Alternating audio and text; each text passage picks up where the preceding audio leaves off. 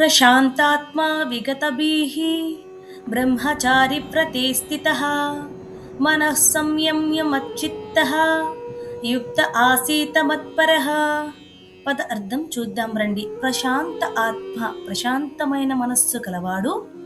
విగతభీః భయం లేనివాడు. బ్రహ్మచారి వ్రతే బ్రహ్మచర్య వ్రతంలో స్థితః స్థిరంగా ఉన్నవాడు.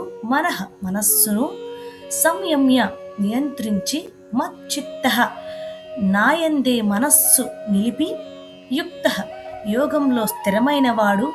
ఆసీత్ ఉండాలి.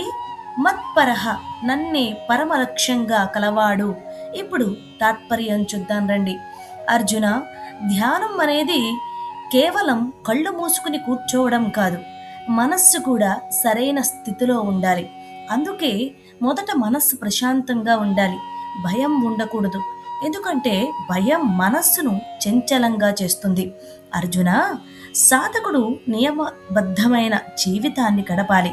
తన శక్తిని, ఆలోచనలను, ఇంద్రియాలను సద్వినియోగం చేసుకోవాలి. అప్పుడు మనస్సు బలపడుతుంది.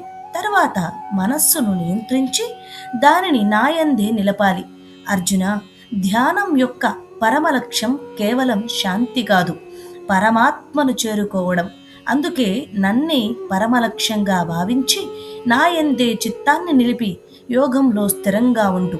అలా చేసేవాడు క్రమంగా నన్ను చేరుకుంటాడు, పరమశాంతిని పొందుతాడు అని కృష్ణుడు అర్జునుడికి, అలాగే మనకి కూడా ఉపదేశాన్నిస్తున్నారు. హరే కృష్ణ.